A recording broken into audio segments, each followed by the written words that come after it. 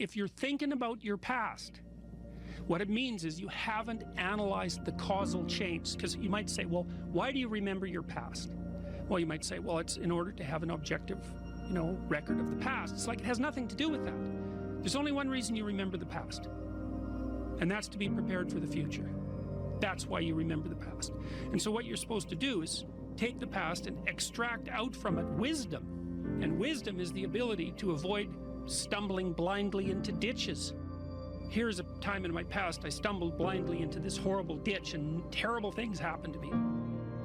You need to take that apart. You need to figure out, how was it that events conspired with your participation, voluntarily or involuntarily, so that that terrible consequence emerged. You need to know why that happened and how you could react differently in that situation. And as soon as you do that, your brain will leave it alone. It won't obsess you about it anymore, because the anxiety-producing parts of your brain are basically trying to tell you where there are obstacles in your environment. Don't go there, there's fire. Maybe you could master the fire, right? Then you're a wielder of fire, you're not just a victim. And lots of situations are dangerous or not dangerous depending on your level of mastery, right? Life is like that. And so a negative emotion that's associated with a memory is something that's crying out for mastery, and writing can really help with that.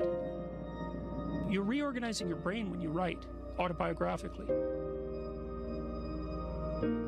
Imagine emotion. Memories can be stored at different levels of your brain, from sort of primordial reptilian image-laden areas that are very emotional, up to finely articulated plans for your future life. Well, you want to take everything that's negative and emotional and transform that into a fully articulated vision for your future. And that frees you of your past. You shouldn't be thinking about your past. I mean, maybe if you're 80 and you're going over a well-spent life, that's a whole different thing. But if you're 30, 35, or 20, and most of the time you're thinking about your past, it's like your soul is trapped back there. You need to free it through investigation. And the metaphysical language is appropriate, because that is, in a sense, what you're doing. You're trapped in the past. It's like you got to break free of that so you can use all your resources to move ahead into the future.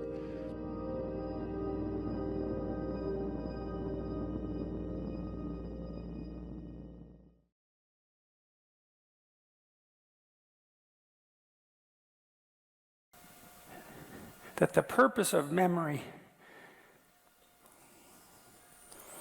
is to provide you with a map of what to do so that you can be secure where you are. And maybe more than that, so that you can be secure and gain advantage, You can get what you need and want from the circumstance. That would be even better. But, lots of times you'll just settle for nothing terrible happening. If you can add some additional gain to that, so much the better. Maybe you learn that nothing happens to you in the playground that's upsetting, or maybe you learn that it's a great place to make friends, and that's even better. And then part of exploring the playground would be going out to make friends, and hopefully your mother, in some sense, is somewhat hands-off about that, so that you can bang yourself up against the world a bit and learn what you need to learn about how to negotiate friendships. Now, let's go back to this guy who's having murderous fantasies. Now, he's humiliated in high school. So you ask yourself, why? Well, there's a pretty good literature on bullying, and generally, bullies poke at all sorts of people, and they start with little pokes, and if they can get a response that's gratifying to their desire to shame, then they'll keep attacking. But they start off small, and not everybody gets bullied. Most people get bullied some when they're kids, but some people are targeted fairly frequently, and they're people who tend to react in the manner the bully wants. And perhaps there are also people who don't defend themselves very well when the first pokes occur. They don't have a quick word in response. They won't stand up for themselves. They retreat. They get over emotional. So then you might ask yourself, well, why would that be? Well, if your mother is operating properly in the playground, she's there when you run back and you need her. She's not there behind you when you don't need her, making sure nothing bad happens to you. And, well, why? Well, because bad things are going to happen to you, and what you need to learn is how to deal with that on your own. That's the best protection your mother can provide in the final analysis, is to allow you to be challenged, to build competence. And that takes a fair bit of forbearance on her part. Right? She has to be willing to let you go out there and make mistakes. I remember when my daughter was learning, I bought her these monkey bars. Climb up a ladder, across a ladder, down a ladder. It was pretty high. It was about 8 feet, I think. And she was about 3. She was out in the backyard learning to climb up these monkey bars. It was really interesting to watch her. She'd lift her foot up, and lift it up a little higher, lift it up a little higher, and then she'd put her foot on the first rung and put a little weight on it, and then repeat that. Then she'd go up to the first rung, and then she did that with the second rung. Like just trial and error, right? A little foray, a little foray, a little foray, mastery, and then a little higher and a little higher. It was a fairly high monkey bar for such a little kid. But we were watching her, and she was doing a good job. We just let her be. And maybe she falls off the monkey bars when she gets to the top and breaks her arm. And then aren't you a terrible parent? And the answer to that is maybe. And maybe not, too. Because getting that line between protection and overprotection right, that's tough. So now I'll tell you a little story that you all know. So I'm sure most of you have seen the Disney film Sleeping Beauty. And it's a very interesting film, very interesting story. So the way the story sets itself up at the beginning is there's a king and a queen, father and a mother, let's say. And they're older. They haven't had any kids. So they're older parents. And they really want a child because they're older parents and they haven't been able to have any kids. And so finally they have a daughter. They call her Aurora. And they're pretty thrilled about it, and the whole kingdom has a celebration, and it's christening day, and they invite everyone in the kingdom to come except Maleficent, which is an interesting word because she's an evil queen, but Maleficent means malevolent, right? She's not only that she's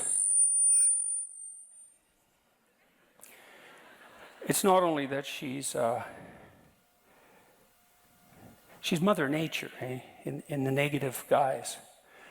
She's the tragedy of life. That's another way of thinking about it. But she's also malevolent. So she's also betrayal and catastrophe and cruelty. And the king and queen don't invite her to the christening. And you think, well, no wonder. Do you really want something like that at your child's birthday party? Or the christening, let's say? And the answer is, if you don't want that there, then you're that. And that's a hell of a thing to realize. Because if you don't allow your child to encounter what's negative about the world in measured doses, and even what's malevolent about the world, then they don't learn how to weave their way around that or to cope with it. Both of those are important. And then they're laid open to it, and then that's on you. And you're doing it because you don't want any of that in your child's life. You don't want any tragedy, you don't want any malevolence, which is why they don't invite her to the evil queen to the wedding. And then what happens later in the story? Well, Maleficent says she's going to either kill Sleeping Beauty, and that's because people who aren't prepared are more likely to die, or it's modified in the story so that she'll only become unconscious. And what does that mean? Well, that's what happens, to people who can't cope with the catastrophe of the world, is that they are tempted by unconsciousness. Maybe they want to sleep all the time, they want to avoid, they're afraid to confront anything, right? They want to shrink back instead of advancing forward. And to advance forward, in some sense, is to advance forward with full consciousness and courage, and to shrink back is to wish for unconsciousness and maybe even death. And so when Sleeping Beauty hits puberty, she falls in love instantly with some guy she meets in the forest, which is not really something to be recommended. And she falls too hard and too fast for anyone who's sensible, and then finds out that that's a love that's not meant to be. And she's so catastrophically destroyed by that Maleficent is able to entice her into unconsciousness. And so then she's asleep. And she's asleep because the world's too much for her. She wants to be asleep. The rest of this story is about, I think it's Prince Philip, the hero, who confronts Maleficent, who transforms herself into a dragon and attempts to destroy him.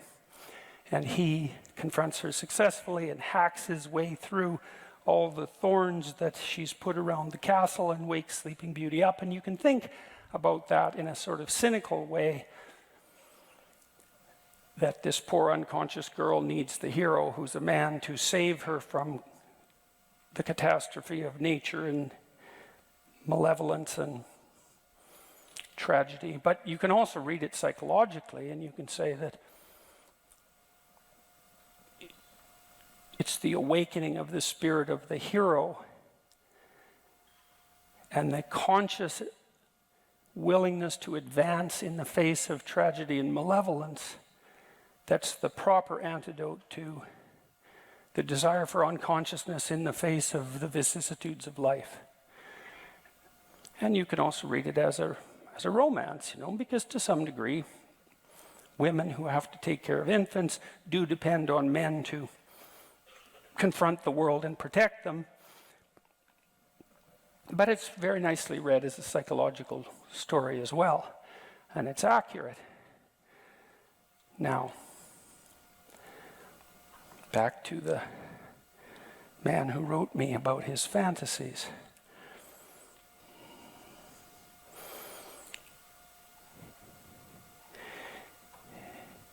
The parts of his brain that are bringing mind, psyche, that are bringing those memories of being humiliated back are part of an alarm system. It's the same alarm system that tells you when something unexplored is dangerous.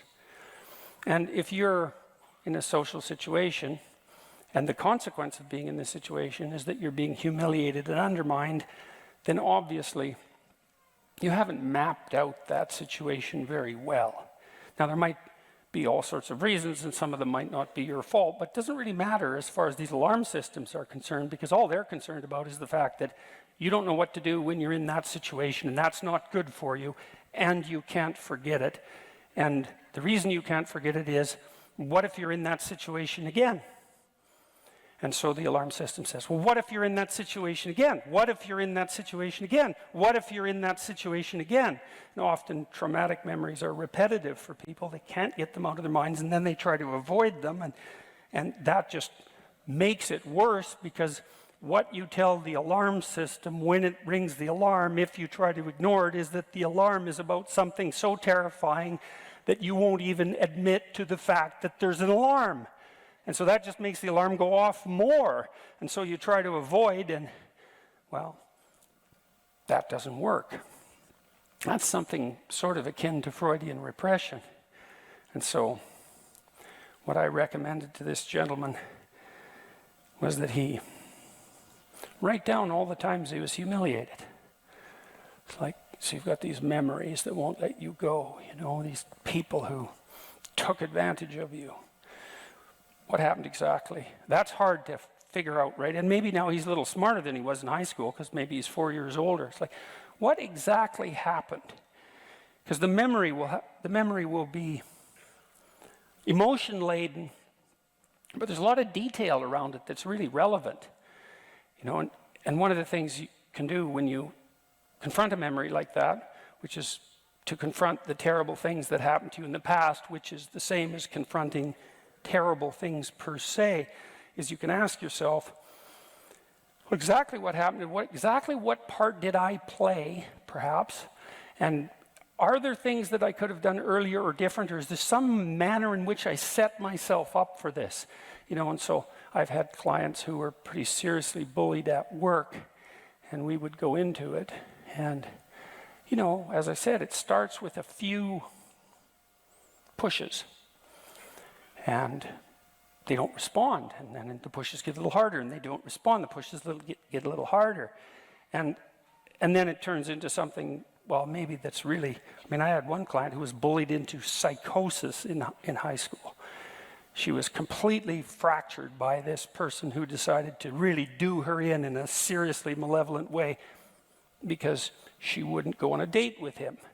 And she had no idea that kind of malevolence existed, and so had been badly prepared in some sense to encounter someone like him.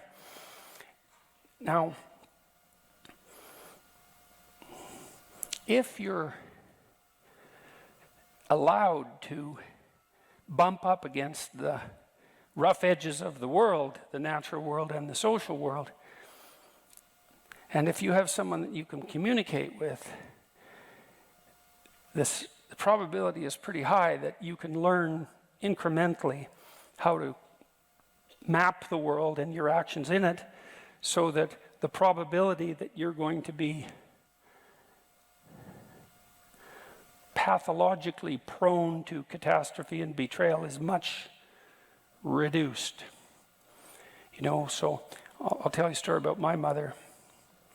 So one day I was out playing baseball on a abandoned lot, empty lot, near my house, and my wife was there. We were only about 8 or 9, 10, something like that. I was there with some of my friends. One of them was a tough little guy. I was little too, but not as tough. And we were having an argument about something, and we were going to have a fight. And my mother walked by. And my mother is a pretty nice person, and she had to learn late in life, to some degree, to stand up for herself when she went back into the workplace and had to confront some relatively intimidating and pushy men. And it was hard on her to do that, but she was no pushover, my mother, and she's a good person. And she walked by just as this fight was about to emerge. And I was not particularly confident of the probability of my uninjured victory in this fight. But I was a hell of a lot more afraid that my mother was going to come over and interfere. And she didn't. But she knew what was happening. She looked. I saw her look. I knew she knew. She knew I knew. And she walked on. And it's like, more power to her, And because I was fortunate to have a mother like that, let's say, I got into enough of the sorts of scrapes that teach you how to avoid a certain amount of scrapes, and that worked out quite nicely. And that's meant my mother was willing to invite malevolence, invite the evil queen into my life, at least to some degree, because she knew better than to assume that could be just dispensed with.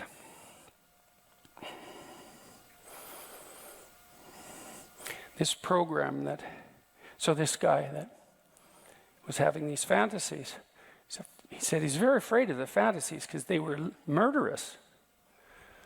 And you think murderous fantasies, when do they emerge? Well, they definitely emerge when you've been pushed 100 times and now you're past anything that vaguely resembles reason. And then the fantasy comes up as a manifestation of rage. So I asked him to write down what had happened and also to write down the fantasies. What is it that what reaction is it that you're having? Now, you'd hope that it wasn't like he leapt from happy to murderous in one leap. He went through mildly irritated, extremely irritated, extremely humiliated, continually humiliated, repeatedly continually humiliated, and then, well, even a few years later, into murderous rage. And the problem with that is that he should have intervened a lot earlier. And so part of what he needed to learn by going back into that memory, which was now associated with those murderous fantasies, is that the aggression that was manifesting itself in the fantasies hadn't been manifested early enough in the process that led to his humiliation. And so then you can imagine, well, why didn't he react to being bullied in a way that would have stopped it? And the answer to that might be, well, he didn't have the skill, he didn't have the physical prowess, or perhaps he was overprotected. I don't know, because I didn't know the story. But it doesn't make any difference, because what he needed to figure out was how to take that response and differentiate it into something that was reasonably skilled, so that the next time someone pulled a stunt that was like the stunts that led to his humiliation in high school, he was ready to act. And so you can think, if a memory that you have that's old, well, or a problem that's bothering you right now that won't let you go, you can look at your fantasies, because they'll often give you a clue as to what the appropriate response needs to be. Not that that's necessarily the response you have to manifest. And then the trick is to implement the response in a manner that stops you from falling into the same hole that you fell in many times before. These stories that the psychologist's students wrote about their past traumas were curative, because if they used words that indicated understanding, comprehension, etc., then they were remapping the territory that they hadn't mapped properly the first time they walked over it. And all of you is very much concerned with your stability and your safety from betrayal and malevolence, and the probability, the probability that the necessity to avoid unnecessary tragedy. And so any past behavior that indicates that there's a hole in the map that you're using to orient yourself in the world lets all that terror shine through, and that's what the alarm is. And the reason it goes off is because it's saying to you, you have a map, it's got some bad holes, and the holes are places you probably are going to have to go again. And so if you go there again and the hole's still there, you're going to fall in the hole. And the last time you fell in the hole, it wasn't good for you, and so you should be alert to that. And so that's the reason that memories of that sort won't go away. It's actually a good thing, although it can be very bad if you don't know what to do about it. And it isn't merely a matter of expressing the emotion that's associated with the past catastrophe, because often that not only does that not help, it can actually make it worse, because the mere expression of your frustration, let's say if you were bullied in high school, doesn't stop you perhaps from still being the sort of person that might be bullied by your coworkers. And that's not a positive outcome by any stretch of the imagination. So this program we wrote, it's sort of like psychotherapy for free, essentially. It asks you to, and I used it on this client of mine who'd been bullied into a psychotic state when she was in high school. She could hardly even talk when she first came to see me, and she was hallucinating in all sorts of strange ways. She was really badly fractured by this person who'd tortured her 3/4 to death, and we went through her whole life. She could talk a little bit, and she could write a little bit, and I sat her behind my desk, my computer, and we opened this program. And what it does is it has you divide your life up into epochs, whatever you want. Maybe it's kindergarten, grade 1 to grade 3, grade 3 to grade 6. You can do it numerically like that. You could do it by age. I had people who were more agreeable in temperament. They would divide their life up into relationships. That was really how they conceptualized the stages of their lives. Each relationship, it would depend on you. It doesn't really matter, however you conceptualize your life. And then the exercise has you walk through and describe significant events, positive and negative, to lay them out and then to analyze them. It's like, well, what did you do right that enabled the positive events to occur?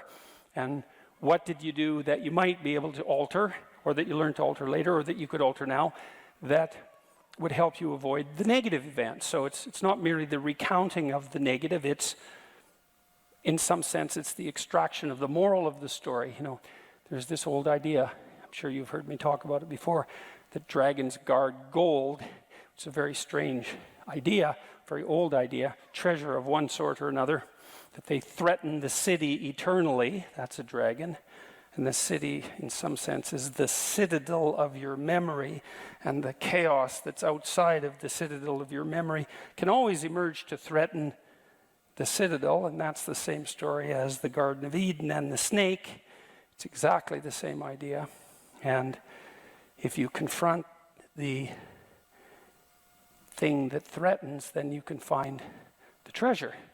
And you can use that to rebuild the citadel, but also to turn yourself into something that can confront the dragon. And that's the real treasure, right? Is to turn yourself into something that can and is willing to confront the dragon. And so, I did a lot of work with people in my clinical practice on assertiveness therapy and assertiveness training, and these are often for people who are very agreeable, and they're more likely to be bullied. And the reason for that is that they don't like conflict, but there's another reason too, which is that they don't have enough faith in the truth and enough fear of the consequences of not telling the truth. And so they'll pretend that things are all right when they're not all right, and then forestall catastrophe for later. And so let's say your boss is kind of a bullying type and pokes at you a bit, takes advantage of you a little bit, and you think, well, that's not really worth making a fuss about, but you go home and you're kind of resentful, but you don't pay any attention to that. Maybe you think you shouldn't be resentful, but probably you don't think that. You just don't want to confront your boss.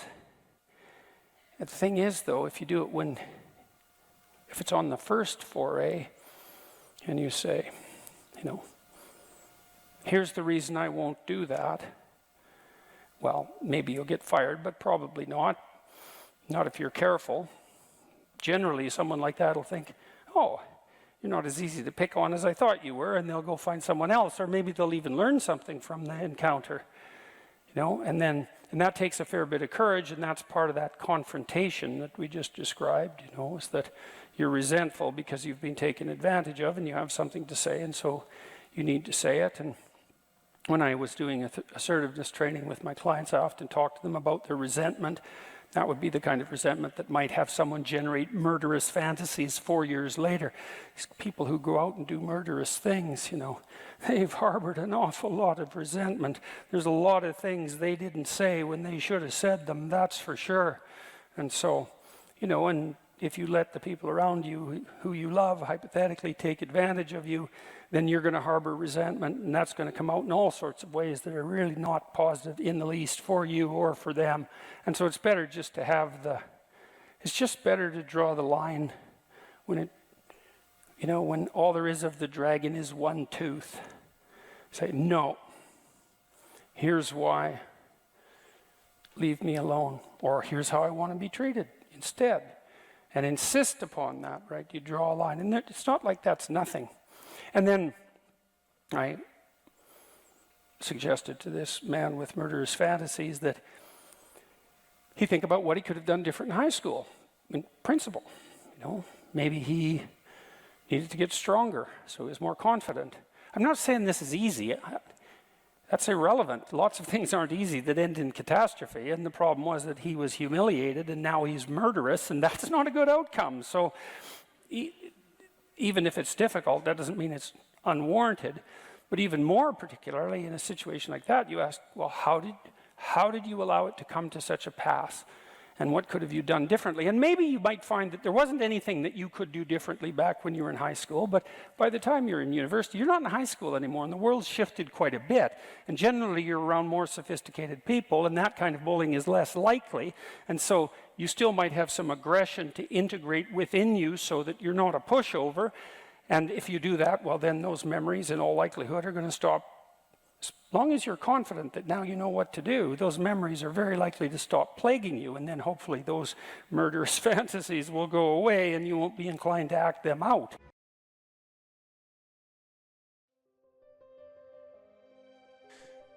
How do we start to heal the memories of the past, the traumas of the past, so that they don't keep hurting us in the present? Well, the first thing I would say is, sometimes there's a crisis and well-meaning mental health professionals rush in to discuss the trauma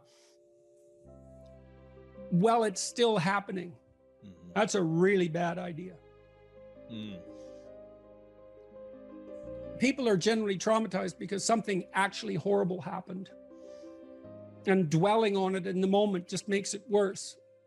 It's not like anybody has a solution. Here's how you should understand this. Someone's just shot up your kid's school. Here's how you should understand this. That'll make it all better. It's like, no, it won't. If you have old baggage, that often comes up if you're having an argument with someone, doesn't it? You know how it is. This is partly why people don't like to have a dispute within a relationship, because it's a thread and you pull on that thread and just, God, we had another rule. Do not agree with something you don't agree with. Ooh. Like if we decide, you and me, that we're doing this, we don't go back and say, well, I didn't really mean it. We don't get to play revisionist with our history. So if you don't agree, fight, object, or hold your peace. Mm-hmm. Because you see what happens with couples is there's a little fight, and then one says to the other, yeah, but you did this. And then that person says, yeah, I know I did that, but then that was because you did this, and each this gets bigger until what's on the table is, why the hell should we stay together at all? Right. And so every fight becomes, why the hell should we stay together at all? So that's another thing you want to do, is you want to have the fight about this thing. Not about everything. About the past, not everything. It's like, okay, you were flirting. I think you were flirting more than you should have been. Okay, so I go away and I think, well, okay, maybe I was. Okay, well, then we have to have a discussion about why. And maybe we can solve that. But mostly what we have to do is figure out how to not have that happen again. Okay, so we're going to go see the same couple again. What is it that you want me to do? So I'm the flirtatious one, let's say. What do you want me to do? Well, you have to figure that out. It's like, no, I'm stupid. Like you. We're equally stupid. I need to know what would satisfy you.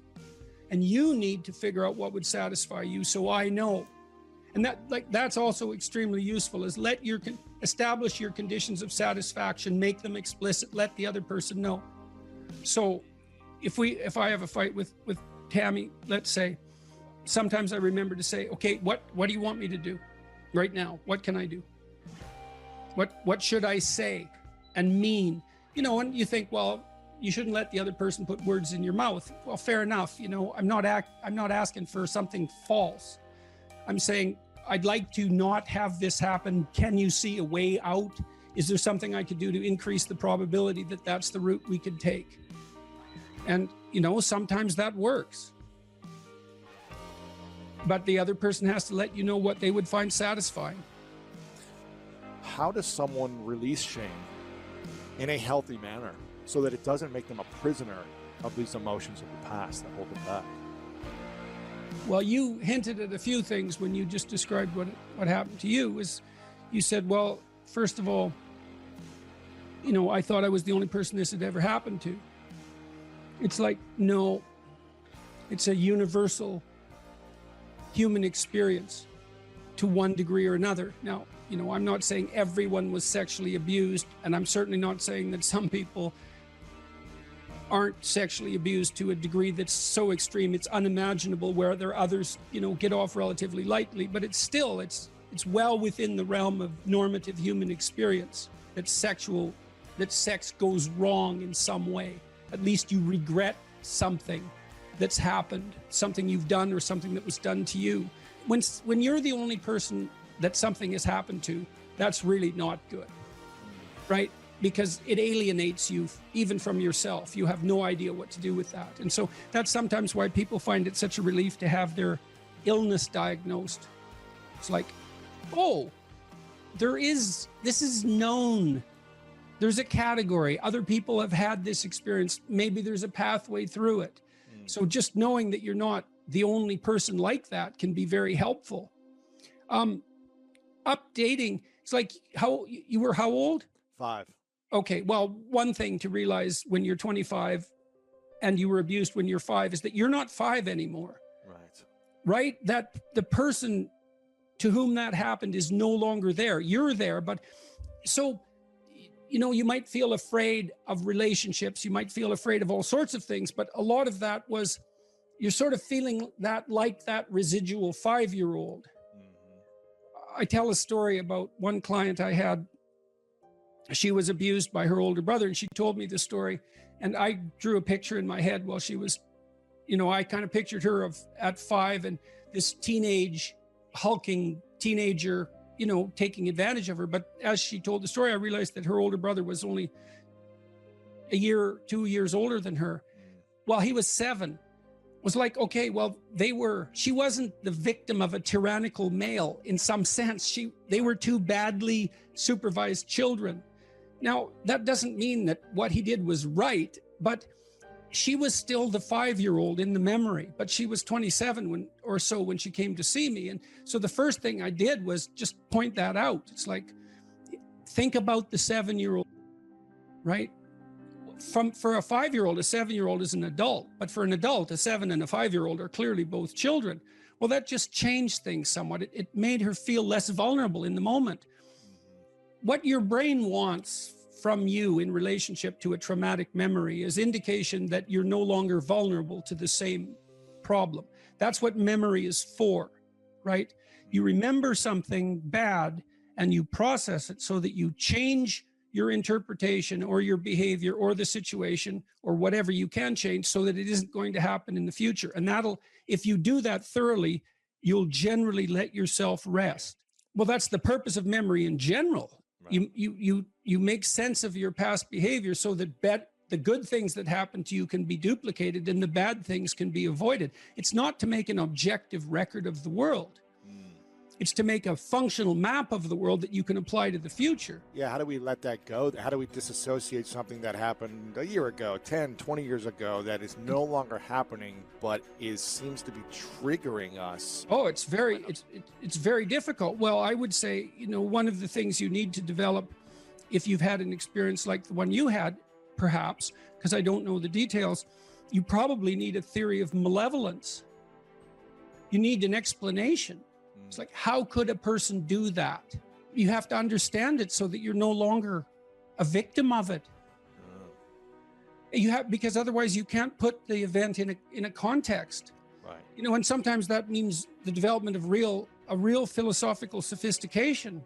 And that can help because then you can start to separate out malevolence from benevolence, because maybe you're afraid of any intimate relationship now because it's been contaminated with that. And everything's fuzzy and foggy. And so you need to understand the person who did that, at least to some degree, so that you can separate that person out from all the other people around you that you encounter in situations that might be reminiscent of it.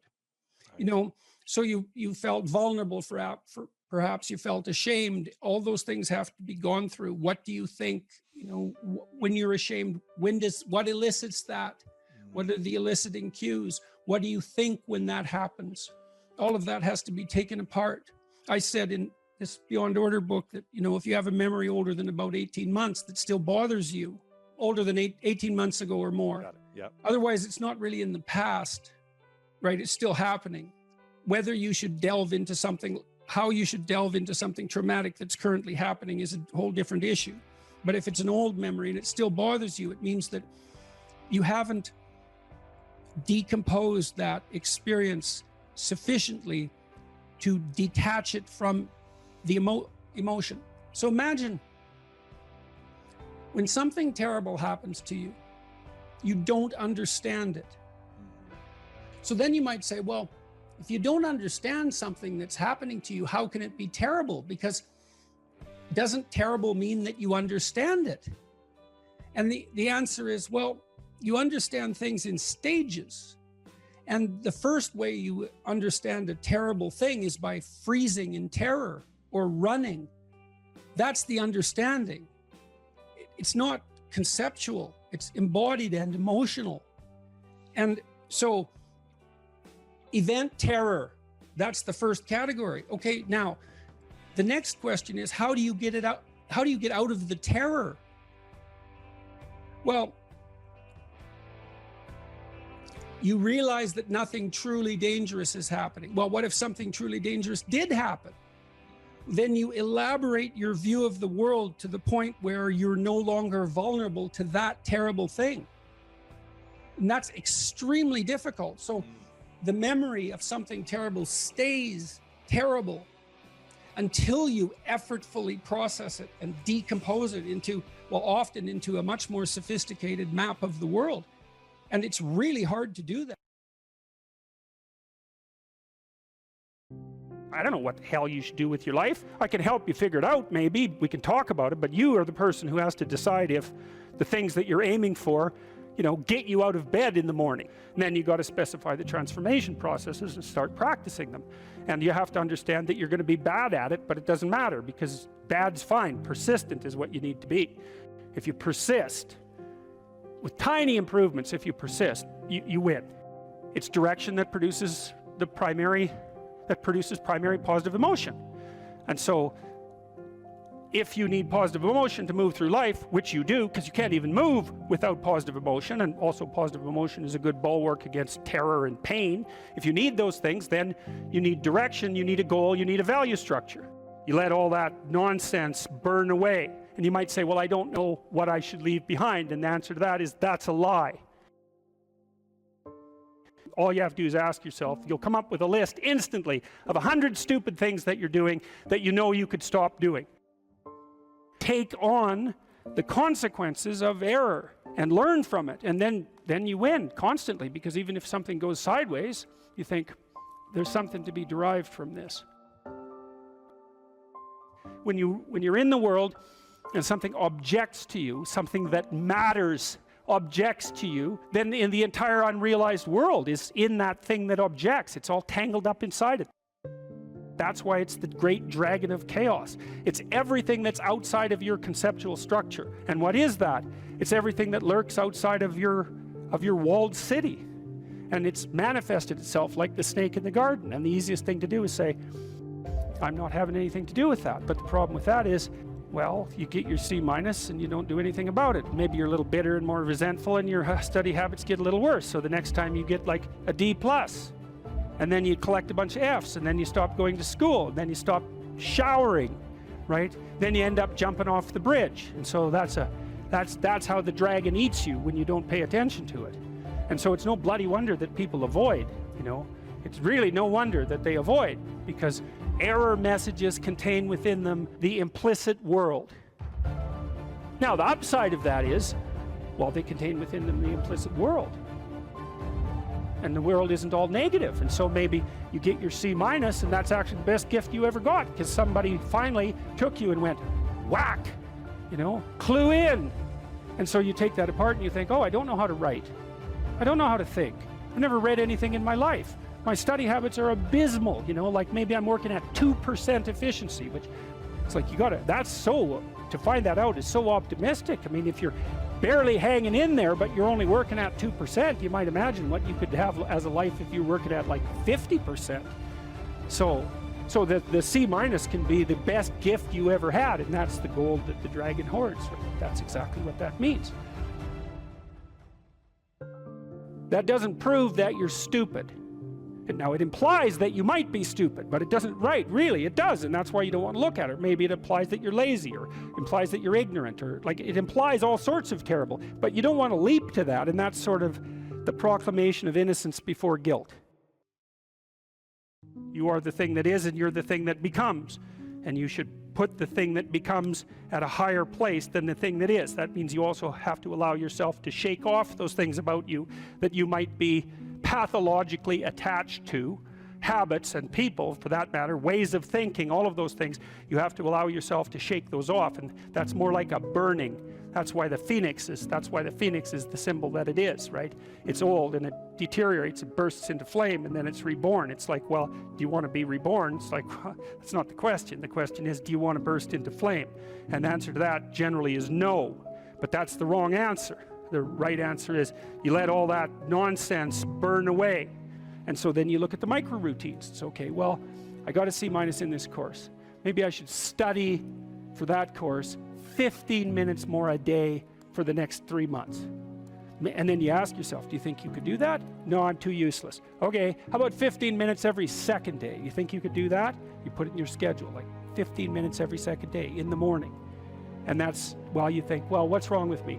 Well, I'm not very good at managing my study schedule. That's not quite down here at the behavioral level, but it's pretty close, because what you can take an action. You can open up your schedule and you can say, well, I'll mark 15 minutes aside. Then you can practice doing that. It's pretty low level in the hierarchy. It means, well, you're still not a horrible person. You just got to polish up your work ethic. It's like, shut the hell up most of the time. But now and then you don't shut up because it's time to say something. You don't want to make unnecessary enemies, though. Well, you don't want to take yourself apart any more than is absolutely necessary. Develop some of the micro routines on the other side of the personality distribution. So if you're disagreeable as hell, maybe you could start learning how to do nice things for people. And that actually works, by the way. So if you take disagreeable people who are depressed and you get them doing nice things for other people, their depression tends to lift. But then by the same token, if you're agreeable, then you should practice doing some things for yourself and being more tough-minded in your negotiation. You know, you're extroverted. It's like, okay, man, learn to spend some time with yourself, right? You're low in openness. Well, try reading a book that's outside of your, your sphere of interest now and then. If you're conscientious, well, you should probably learn how to relax occasionally, and so forth. So you can, I think partly what you're doing as you're developing your personality is not moving the mean much, the average, where you're located, but you're extending the standard deviation so that you're a bigger bag of tricks than you were before. Life has got its rat's nest of miseries, and that's for sure. And maybe you could even make a categorical statement that life is mostly a rat's nest of misery. And you can make a pretty powerful argument for that. But then there's a counter question, which is, well, what if you tried not to make it any more miserable than it had to be, right? Then what would it be like?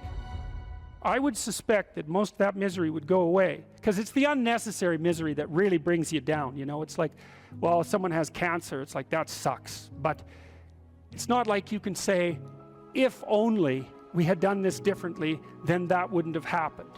But when someone's out like torturing you in a malevolent way, or maybe you're doing the same, you can always ask yourself, well, is this really necessary? Is this just like a useless add-on to the miseries of life? That's what disheartens people. And so even in your own life, if you aren't suffering from self-imposed misery, and you're only suffering from inescapable misery, maybe you could handle that, and even maybe without becoming irredeemably corrupt. So the goal would be, well, yeah, life is a rat's nest of miseries, and maybe it has no ultimate meaning. We could say that if we're feeling particularly pessimistic, but it still leaves one question open, which is, if you didn't do everything you could to make it worse, how good could you make it be? And the least answer is, well, it could be tragedy, but maybe not hell.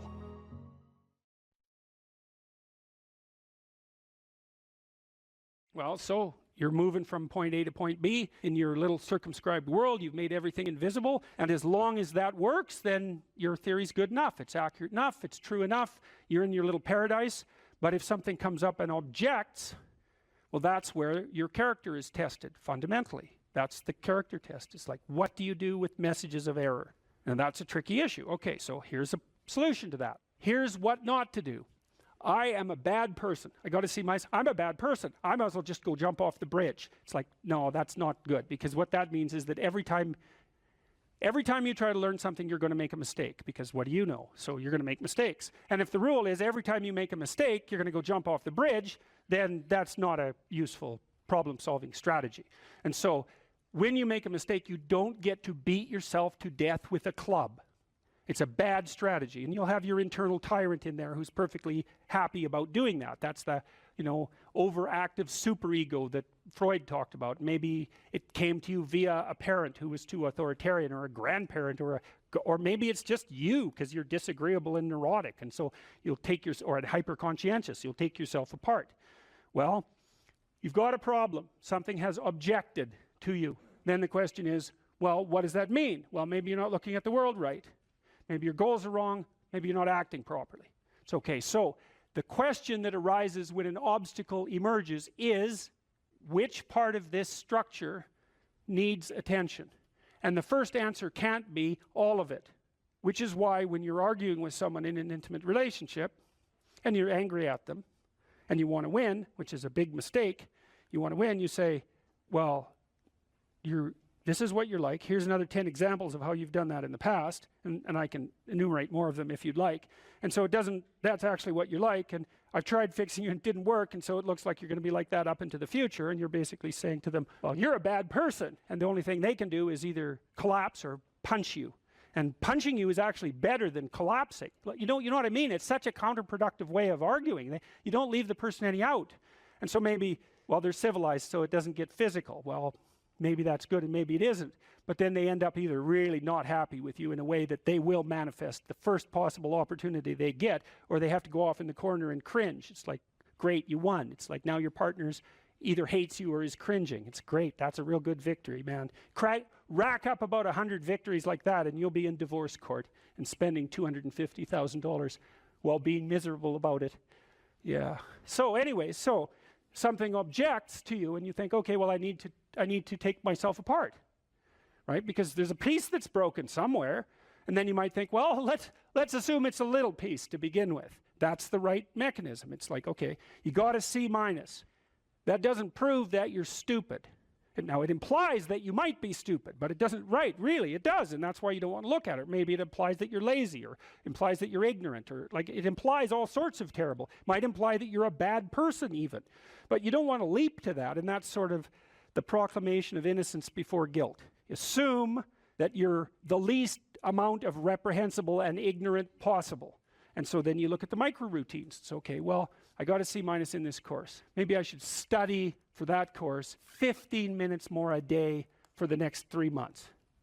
And then you ask yourself, do you think you could do that? No, I'm too useless. Okay, how about 15 minutes every second day? You think you could do that? You put it in your schedule, like 15 minutes every second day in the morning.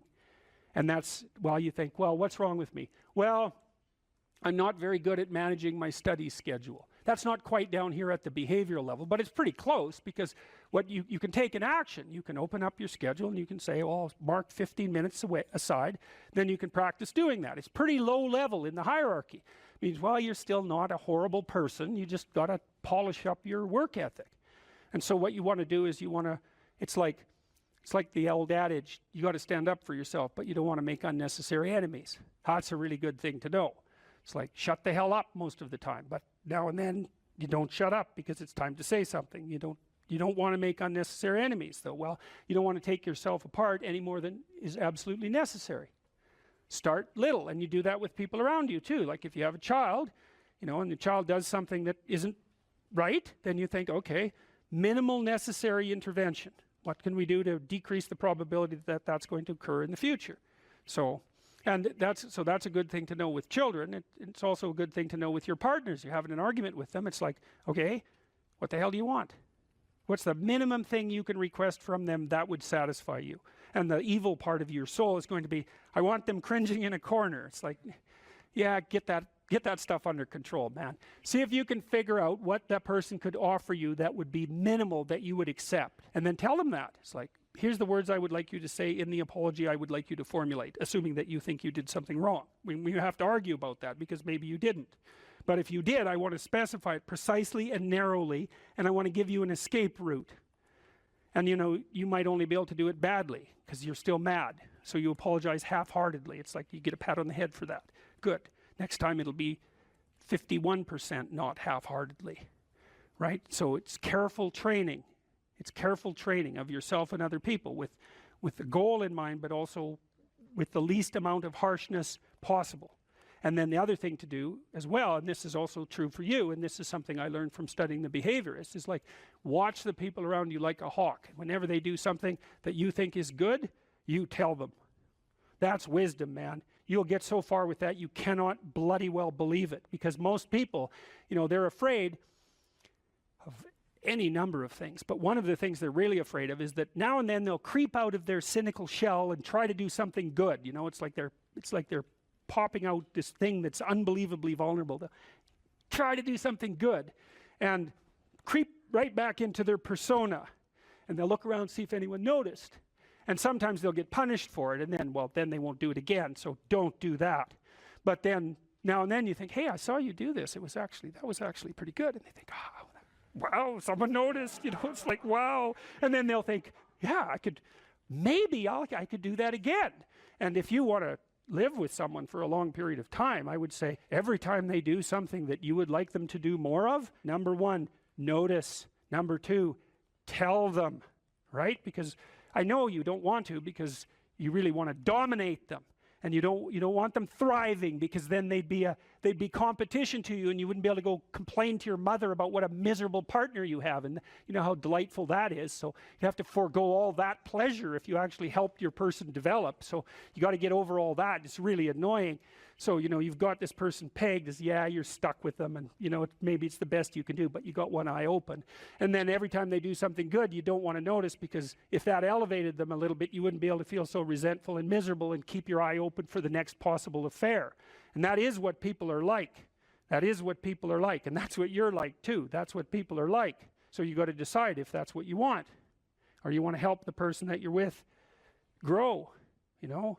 Now it's dangerous, because they might outshine you. Well, good. Then you'll have someone to compare yourself to. That'd be a good deal. It's really rough with kids, you know, because parents will stop their children from succeeding beyond them. They get jealous, and then they'll put them down, and then they have kids that do not like them, and they'll pay for it.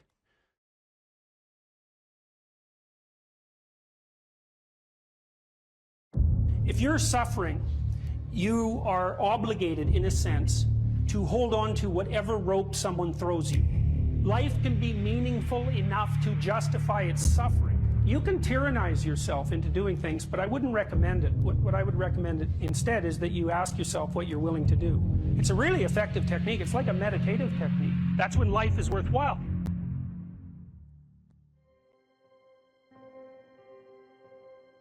I don't know exactly what's going to help you, but don't arbitrarily throw out any possibilities, because you might not have that luxury.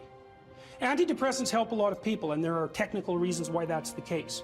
If you're offered a gift by your society and it works, try it. I don't care what your presuppositions are. The time you see people who are suffering with depression, for example, there's a multitude of reasons, but I'll take one common reason. You could think about it as associated with the story of Peter Pan. Peter Pan is someone who won't grow up, right?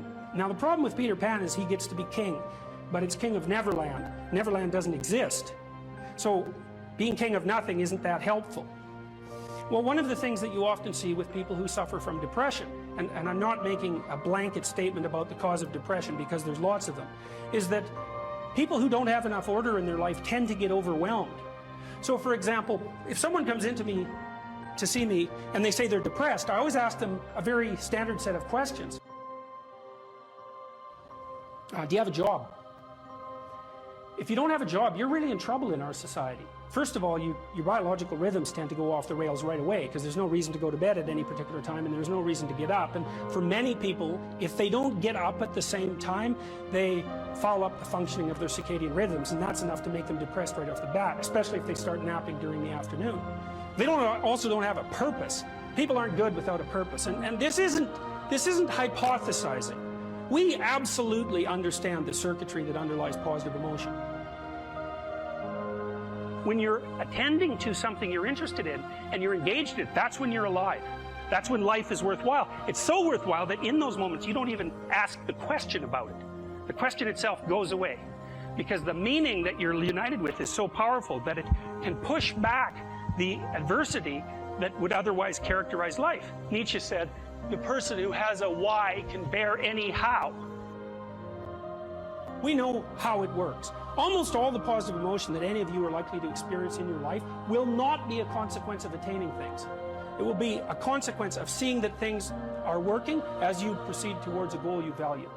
That's completely different. And you need to know this because people are often stunned, for example. They finish their PhD thesis and their presupposition is that they're going to be elated for a month. And often instead they're actually depressed and they think, oh, what the hell, I've been working on this for 7 years and I handed it in and what do I do now? And that's what depresses them, right? It's the what do I do now? Well, they're fine if they enjoyed it pursuing the thing. As long as it was working out, they get a lot of enthusiasm and excitement out of that because that's how our nervous systems work. Most of your positive emotion is goal pursuit emotion. If you take drugs like cocaine or amphetamine, the reason they're enjoyable is because they turn on the systems that help you pursue goals. That's why people like them. So if you don't have a job, you got no structure, that's not good. Plus, you tend not to have a point. So you're overwhelmed by chaotic lack of structure and you don't have any positive emotion.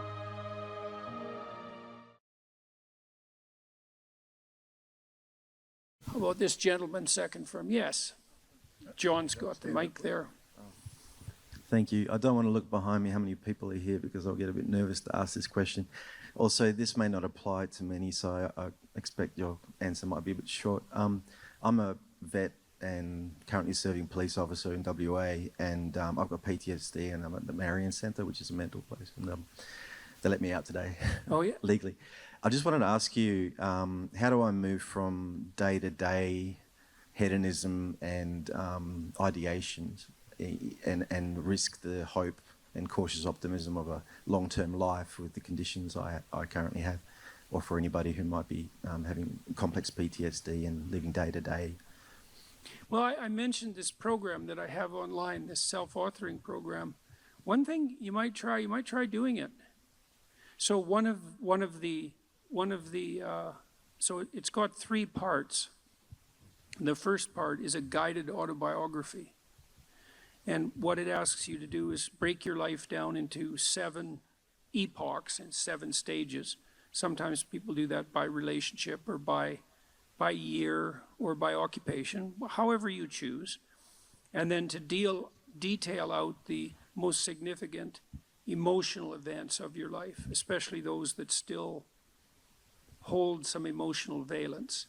And that would help, because what happens with PTSD in some sense is that the narrative through which you see the world fractures. And because it fractures, your perceptions and your consequent emotional responses become chaotic. And that chaos produces a stress response, a chronic stress response. And so what you need to do to recover from PTSD is to knit the story back together. And I had a client who had PTSD, very seriously affected. She was only 17, and she was so fractured that she was diagnosed with severe schizophrenia. And when I first saw her, she could barely talk, and she could barely focus her eyes, and she would move her hands up and down, and I like she was grasping for something. And I asked her why, and she said that she could see lines in front of her and that she was trying to interact with them. I mean, when your perceptions are fractured, you're in pretty rough shape. And it turned out that she had been terribly bullied by a boy whose amorous advances she had rejected, and he set out to make her life hell and certainly succeeded. And I had her walk through this past authoring program in the course of therapy. And she could hardly write to begin with. And we went through her life right from the beginning. And as we went through it, she got more and more coherent. And by the time we had brought her up to date, including walking through this catastrophic bout of bullying and the school's absolute inability to do anything about it, she had glued herself back together. So the other thing I would carefully recommend, especially if what traumatized you happened more than 18 months ago, is that you spend some time either writing about it, or another thing to try is just before you go to sleep, bring the memory to mind, and not enough to push you farther than you want to go, but as vividly as you can, and then let it go. Like, don't push yourself harder than you can. You'll see, you want to initiate a process of active engagement with the dragon that burned you, fundamentally. The psychophysiological pattern of active engagement is the opposite to the psychophysiological pattern of involuntary stress. And so if you can practice embodying that voluntary confrontation, then that stance can come to dominate. And that's the stance you want to dominate, because that moves you forward voluntarily into the world. And so, and that, in all probability, that will work. So I had this is a friend of mine. He had PTSD, and he had been brutalized in a Canadian residential school when he was a kid, and it was bloody rough, like Auschwitz level rough. It was really bad. You can't listen to his story without it like breaking down, you know, it's bad. And he told me that he hadn't looked in a mirror for 40 years. He was unable to face himself, And he also told me that when he dreamed, he was still 8 years old in his dreams, same age he was when the cataclysm occurred. And that he had started to become aware that he was stuck in his dream. He's kind of a visionary guy. He's an artist, this guy. And so I suggested that he spend a little bit of time in front of the mirror each night before he went to bed, just taking a glance at himself. Because he had not looked at himself for so long, he didn't even know how old he was. So what happened in his dreams, this was so cool, he started to age in his dreams. So instead of being stuck at 8, then he was 10, and then he was 12, and eventually, he did this for a number of months, eventually he got as old in his dreams as he was in real life. And what that meant, like, imagine your dream image is it's the representation of yourself in imagination. And if it's stuck 50 years in the past, then your self-concept is in some sense hasn't been updated for that period of time. Just that process of voluntary engagement, which was him being willing to look at himself in the mirror, despite his shame, his deep shame at what had happened to him, that was enough to pull him back together. So that should work. That should work, you know. The other thing with PTSD, it's also very useful to develop something approximating a sophisticated philosophy of good and evil, because people generally have PTSD because they've been struck by something malevolent. And so it's not just tragedy, there's malevolence in it. Reading, there's a couple of books I'd recommend. One is called Ordinary Men. It's about a police battalion in Germany who was trained to do heinous things in World War II. It's a great book, Ordinary Men. It's a great book. And another one I would recommend is called The Rape of Nanking. And these are rough books, man. The woman who wrote The Rape of Nanking, she committed suicide. It's a rough book. But the utility of the books is that they universalize malevolence. So almost everybody who's traumatized has been either touched by their own malevolence or by witnessing it or being subject to it at the hands of someone else. And one of the consequences of that is that if you don't have an advanced philosophy of good and evil, you have no place to put the contact with malevolence. Part of the utility of the doctrine of original sin was the universalization of malevolence. So, you know, you might say, and it's true, that there's a little bit of Hitler in all of us, and there's a little more than a little bit, you can be sure of that. And that's a pretty cataclysmic realization. And you might say, well, how can you bear that self-understanding or the revelation of that kind of malevolence in the world? And the answer is, in part, by understanding it as part of the eternal conditions of existence. You know, the idea that the state, the sovereign of the state has an evil uncle, that's an idea as old as time. So for the Egyptians, that was Set. And the sun sets, by the way, because the spirit of Set is what devours the sun at night.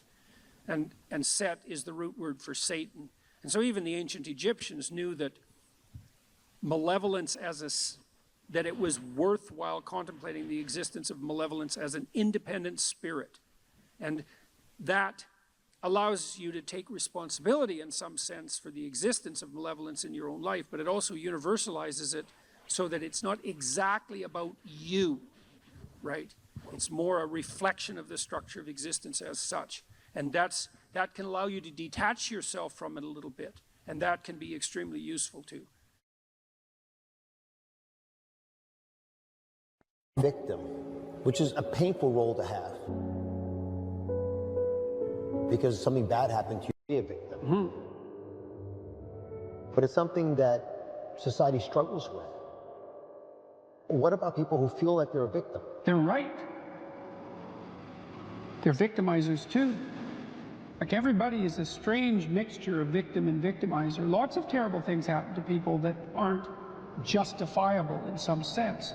You know, well, illness strikes people randomly. I mean, not entirely randomly, obviously, but there's a large random element in it. Where you're thrown into existence as a consequence of your birth.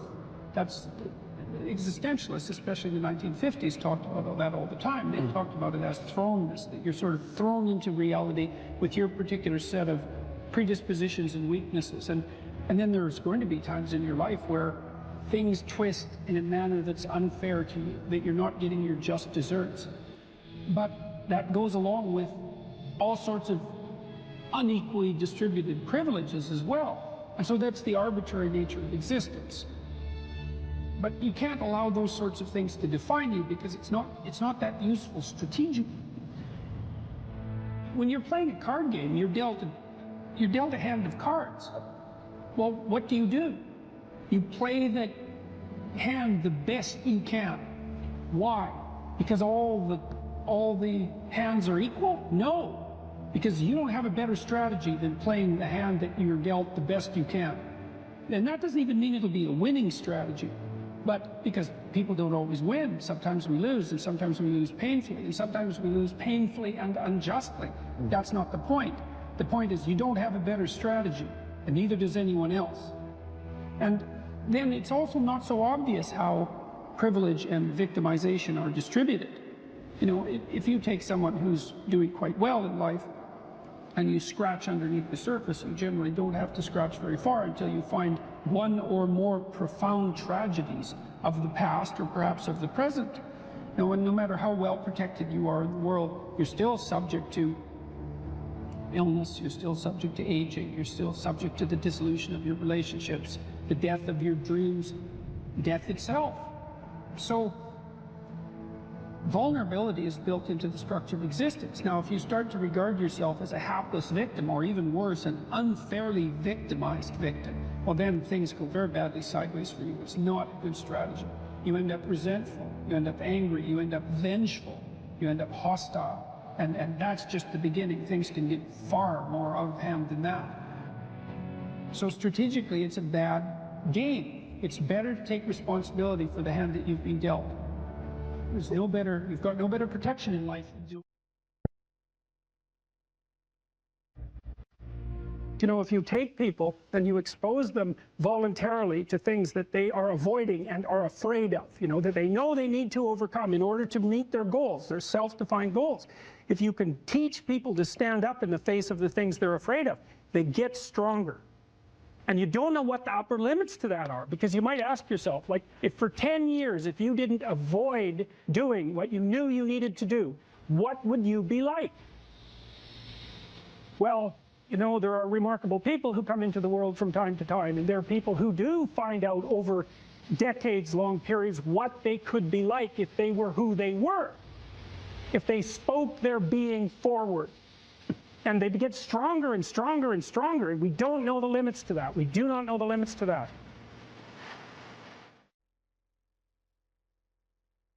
Probably running at about 51% of our capacity.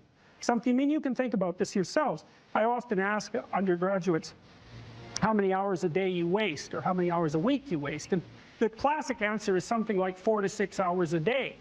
You know, inefficient studying, watching things on YouTube that not only do you not want to watch, that you don't even care about, that make you feel horrible about watching after you're done. That's probably 4 hours right there.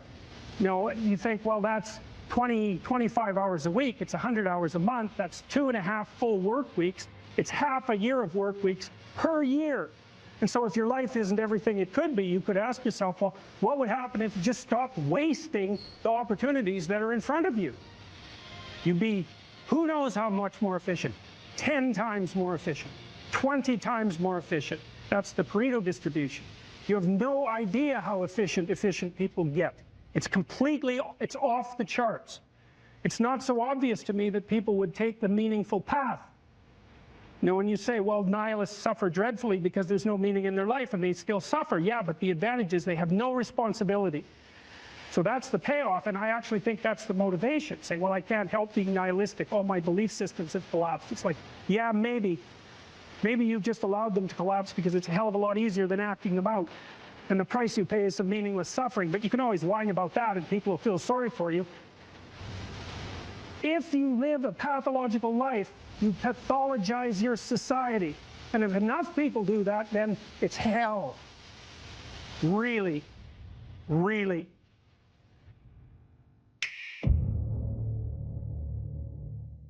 One of the things that you can, I think this heightens the meaning in your life, is to try to do difficult things, right? Aim high.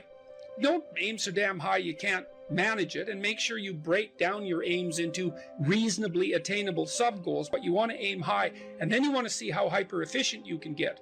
That's a great thing to do in your early 20s, is to see, okay, like, discipline yourself.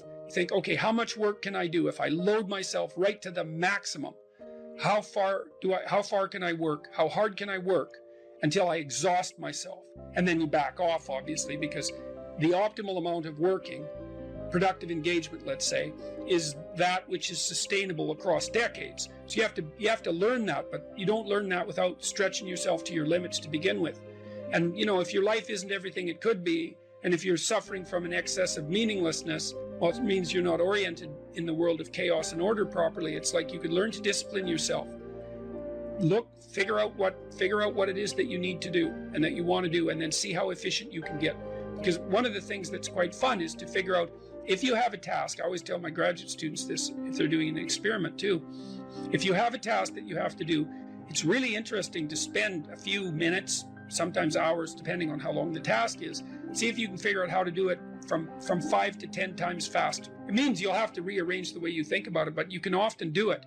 And that's how extremely productive people get so hyper efficient. If you're suffering, you are obligated, in a sense, to hold on to whatever rope someone throws you. Life can be meaningful enough to justify its suffering. You can tyrannize yourself into doing things, but I wouldn't recommend it. What I would recommend instead is that you ask yourself what you're willing to do. It's a really effective technique. It's like a meditative technique. That's when life is worthwhile.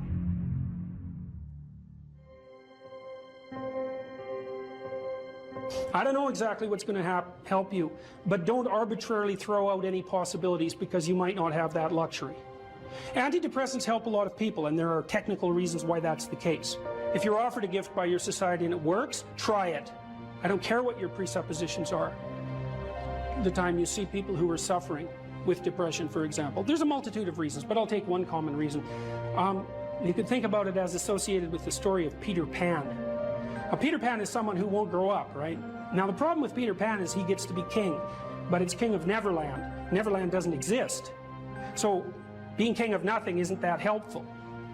Well, one of the things that you often see with people who suffer from depression, and I'm not making a blanket statement about the cause of depression because there's lots of them, is that people who don't have enough order in their life tend to get overwhelmed. So for example, if someone comes into me to see me and they say they're depressed, I always ask them a very standard set of questions. Do you have a job? If you don't have a job, you're really in trouble in our society. First of all, your biological rhythms tend to go off the rails right away because there's no reason to go to bed at any particular time and there's no reason to get up. And for many people, if they don't get up at the same time, they foul up the functioning of their circadian rhythms, and that's enough to make them depressed right off the bat, especially if they start napping during the afternoon. They also don't have a purpose. People aren't good without a purpose, and this isn't hypothesizing. We absolutely understand the circuitry that underlies positive emotion. When you're attending to something you're interested in and you're engaged in it, that's when you're alive. That's when life is worthwhile. It's so worthwhile that in those moments you don't even ask the question about it. The question itself goes away, because the meaning that you're united with is so powerful that it can push back the adversity that would otherwise characterize life. Nietzsche said, the person who has a why can bear any how. We know how it works. Almost all the positive emotion that any of you are likely to experience in your life will not be a consequence of attaining things. It will be a consequence of seeing that things are working as you proceed towards a goal you value. That's completely different, and you need to know this because people are often stunned. For example, they finish their PhD thesis and their presupposition is that they're going to be elated for a month, and often instead they're actually depressed, and they think, oh, what the hell, I've been working on this for 7 years and I handed it in, and what do I do now? And that's what depresses them, right? It's the what do I do now? Well, they're fine if they enjoyed it pursuing the thing. As long as it was working out, they get a lot of enthusiasm and excitement out of that, because that's how our nervous systems work. Most of your positive emotion is goal pursuit emotion. If you take drugs like cocaine or amphetamine, the reason they're enjoyable is because they turn on the systems that help you pursue goals. That's why people like them. So if you don't have a job, you got no structure, that's not good. Plus, you tend not to have a point. So you're overwhelmed by chaotic lack of structure and you don't have any positive emotion.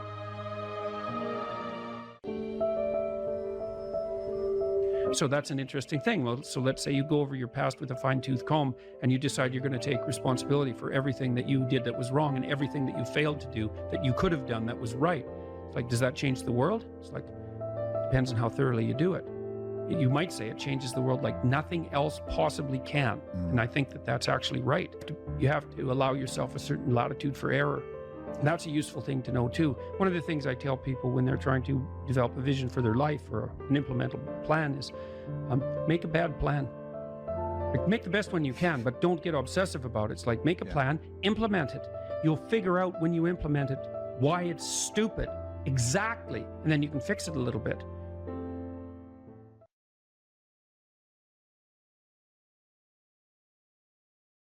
So I was talking to a client the other day. It was so interesting. This person said something. He had been talking to his mother, and he just made a casual comment. He said he was talking to his mother, who was in a state of grief for good reasons that were independent of this particular person, who said, and I hate her. And I thought, oh, that's interesting. Like, where did that come from? And so I made a comment on that. That's a Freudian slip, right?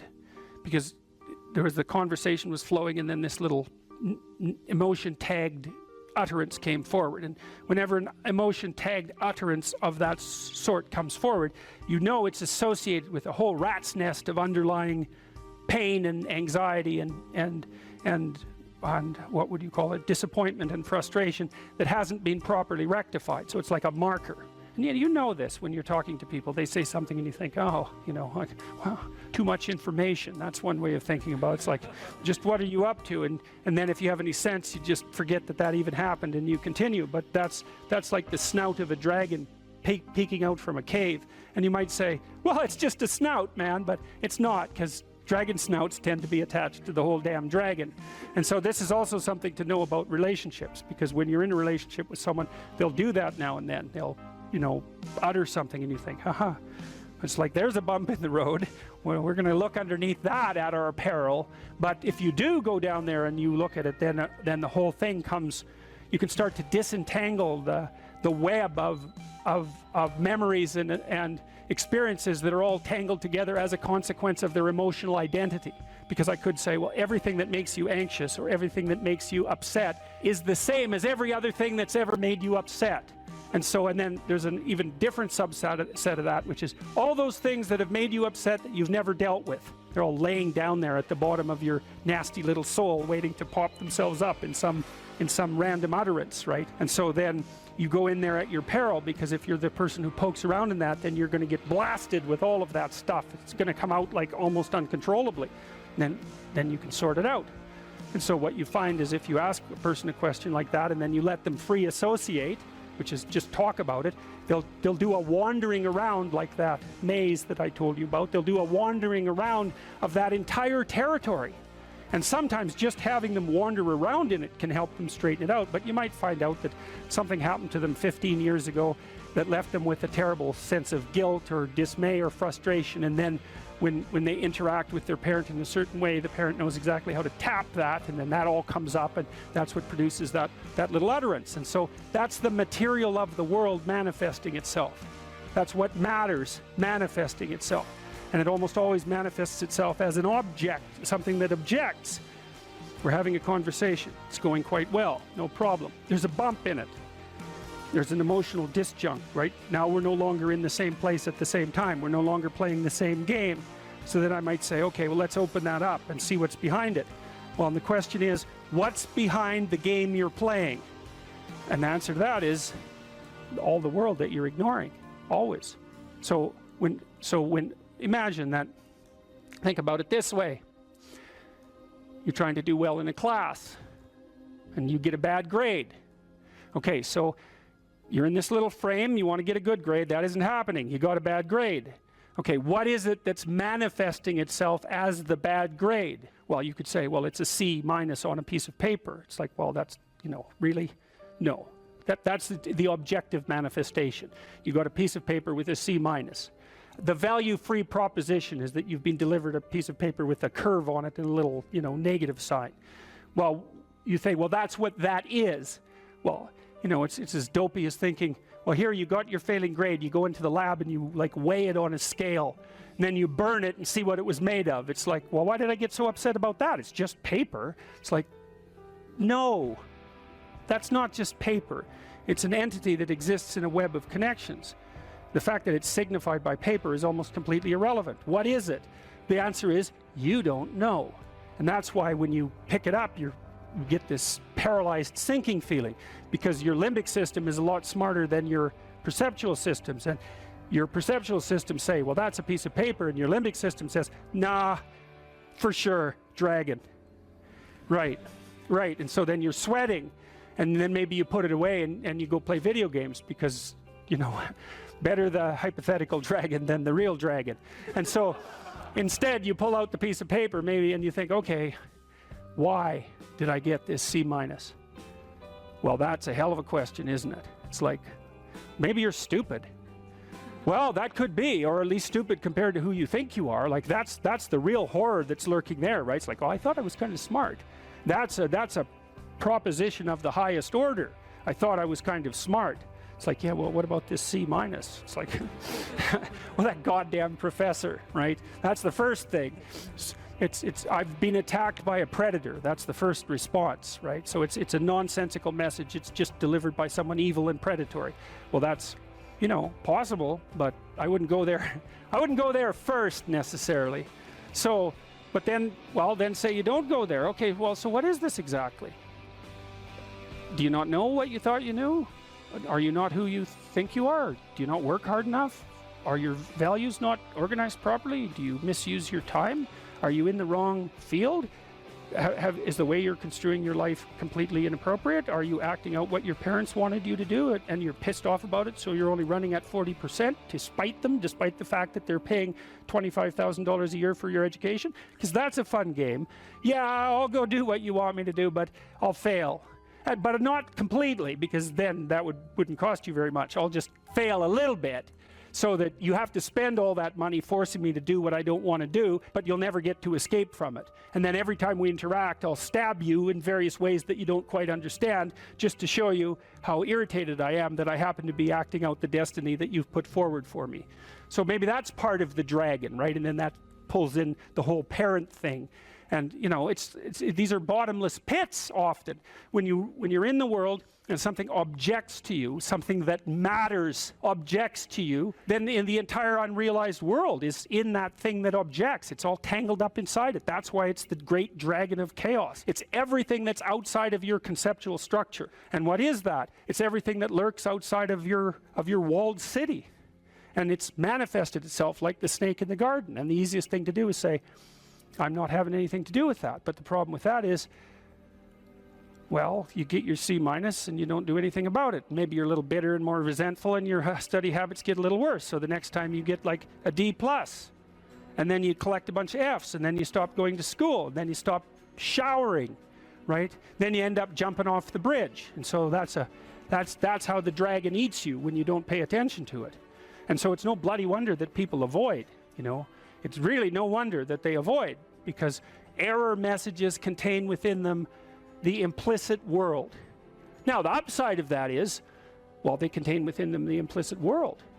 And the world isn't all negative. And so maybe you get your C-, and that's actually the best gift you ever got, because somebody finally took you and went, whack, you know, clue in. And so you take that apart and you think, oh, I don't know how to write. I don't know how to think. I've never read anything in my life. My study habits are abysmal, you know, like maybe I'm working at 2% efficiency, which is probably, I would suspect that, you know, some of you aren't doing that, but I bet there's 30 to 50% of the people in the room are working at 2% efficiency. It's like, to find that out is so optimistic. I mean, if you're barely hanging in there, but you're only working at 2%, you might imagine what you could have as a life if you're working at like 50%. So the C- can be the best gift you ever had, and that's the gold that the dragon hoards, right? That's exactly what that means.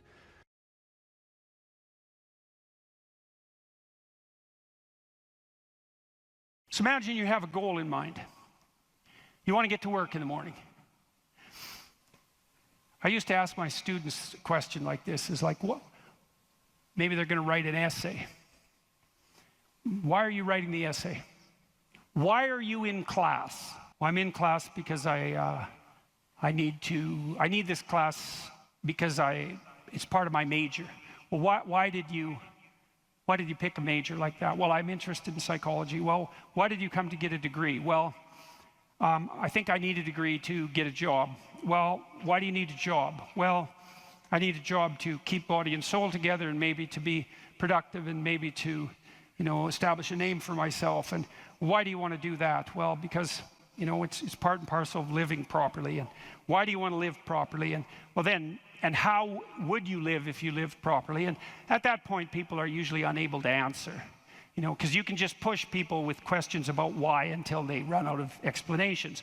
But the point is that you're always doing whatever you're doing because what you're doing is nested in a sequence of goal-directed actions. And those can be more or less sophisticated. If you're not very sophisticated at all, the nesting might be like 2 structures deep. You know, maybe you're, I don't know, you're bored and you want to go get drunk, you know, and why? Well, because you don't want to be bored. And if someone pushes you a little farther than that, you hit them. And, you know, you don't want to delve into it. But if you're sophisticated, you have a pretty good hierarchy of answers. So you might say, well, why do you want to be a productive and generous citizen?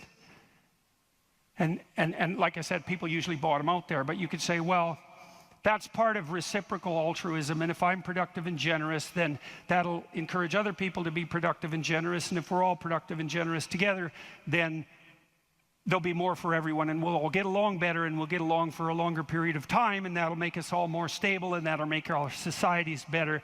And then you might say, well, why is that relevant? You might say, well, because the alternative to that is something like a descent into something approximating hell, and so that's part of a reflection of the divine order and the eternal battle between good and evil. And then you could push it farther than that, and you could say, well, are you going to be on the side of the redemptive hero, or are you going to be on the side of the eternal adversary?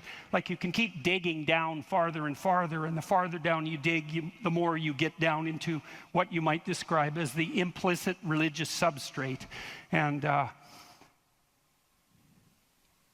it's very much useful to know that and to make as much of that conscious as possible. So now imagine that you've come to this talk tonight because you've decided to aim up. And maybe you haven't formulated that precisely explicitly, but something is driving you in this direction.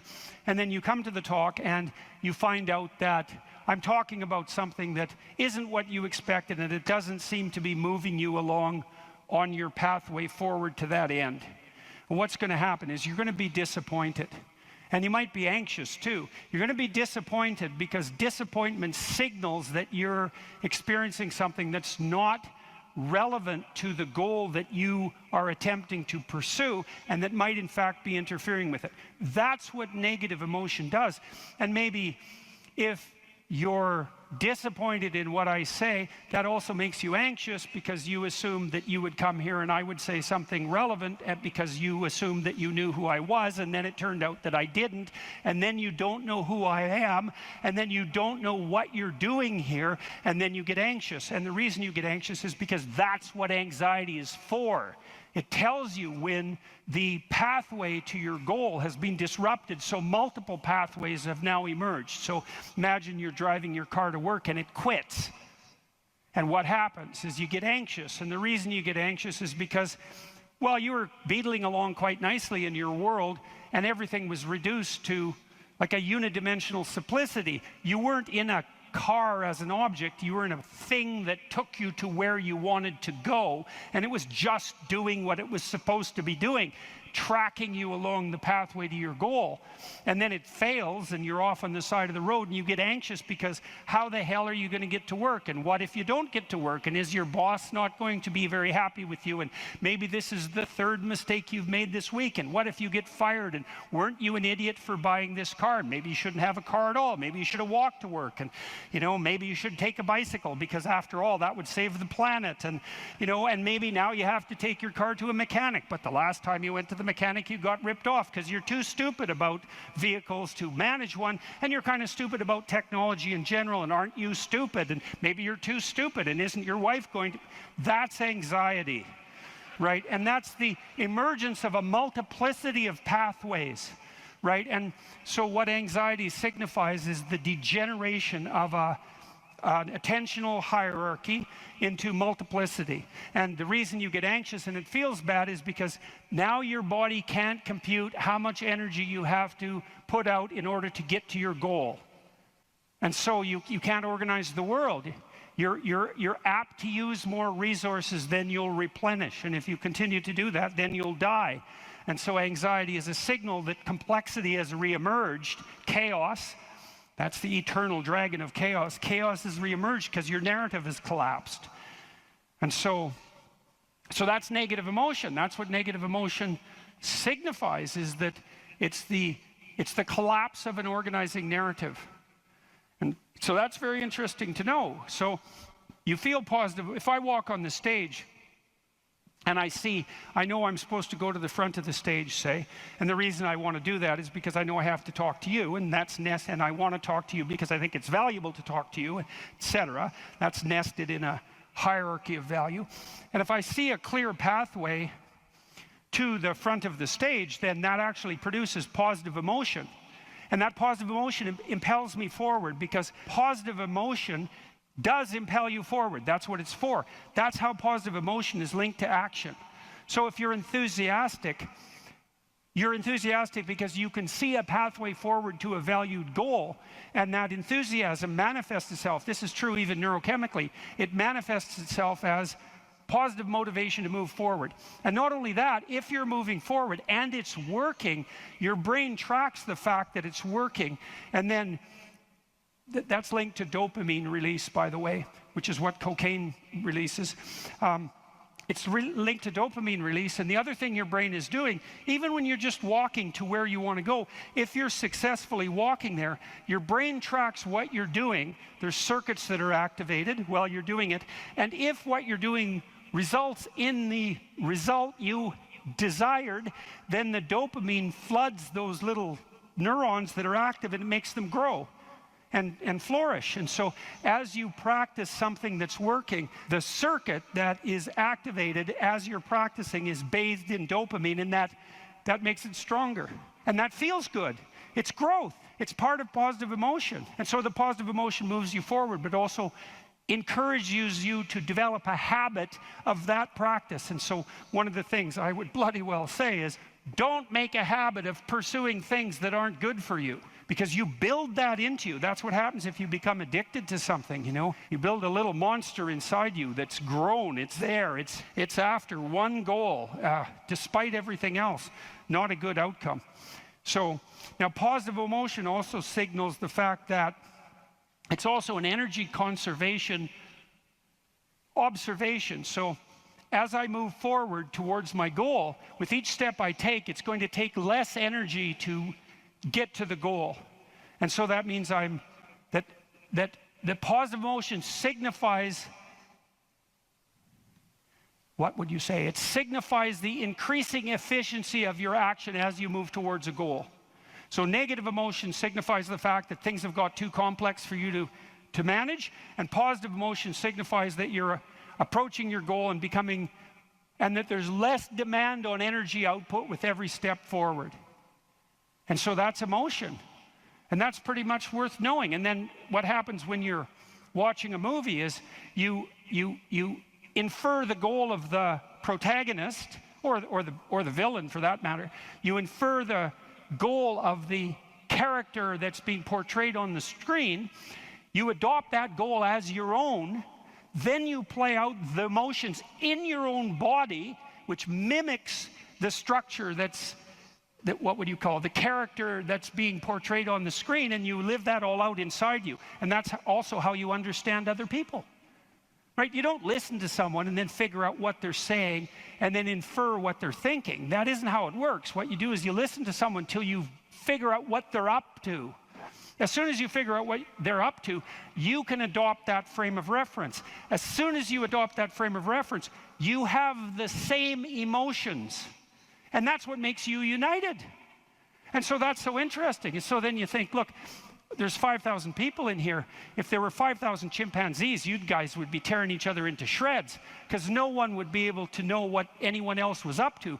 But because all of you are here paying attention to the same thing in the same way, you have virtually identical emotional states, and that means instantly your behavior is rendered predictable to one another. And there's no difference between that and peace. They're the same thing.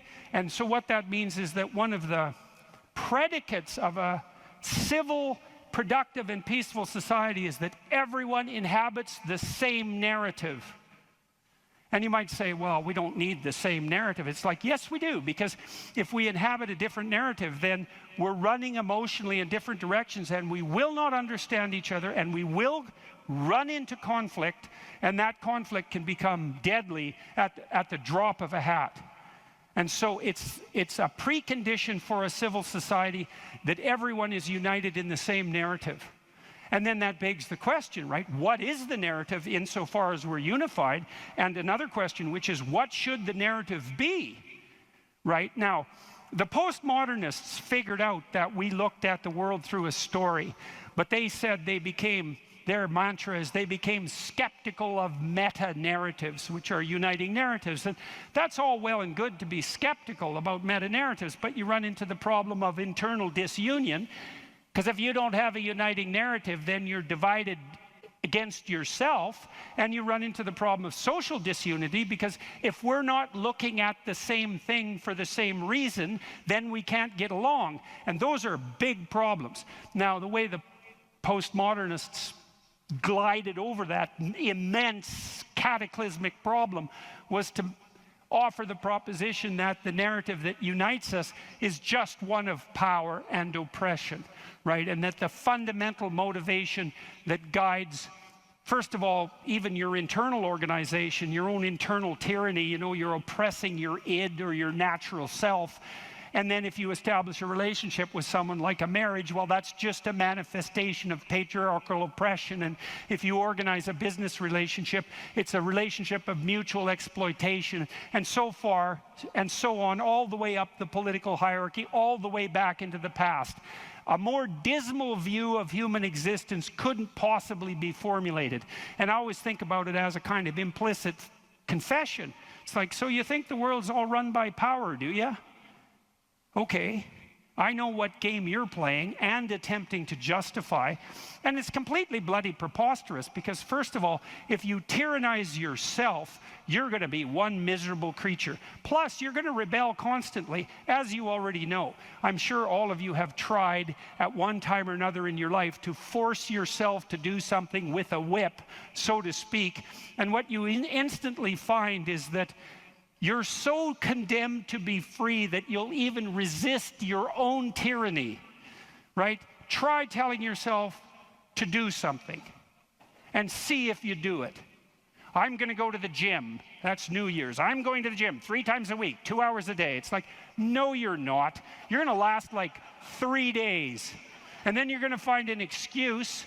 The rebellious part of you is going to find an excuse. Then you're not going to do it. And it's a bloody mystery, isn't it? Because you'd think you could tell yourself what to do. Because otherwise, who are you, you know? You're the part that told yourself what to do, but you don't listen, so what the hell's that part? That's you, that's for sure. So you can't even tyrannize yourself with any efficiency. And then if you're married, men, you're married, try tyrannizing your wife and see how well that works. And like, it might work for 10 minutes, but she's not as big as you, but she's a lot sneakier. And you have to wake up with her tomorrow morning. And so even if you do win the fight, which you won't, she's going to bloody well take it out on you the next day, and no wonder. And so you're bound in that relationship by the necessity of continual iterative interactions, right? And they have to be moderately peaceful, or you're going to tear each other into shreds. And if it's constant conflict, you're both going to just exhaust yourself and die. So how the hell is that going to work? So it has to be at least mutually reinforcing. And maybe if you really got it together well, you could interact with each other in a way that improved your interactions across time.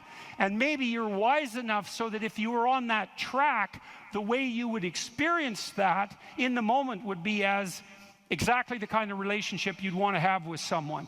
And that would be something like the spirit of play and romantic love. And that would be the manifestation of an instinct that orients you across time properly in a relationship in the moment. And that's such a wonderful thing to know, right? That instinct for play and romantic love might be the voice of the wisest instinct you have, the deepest orientation to meaning that you have.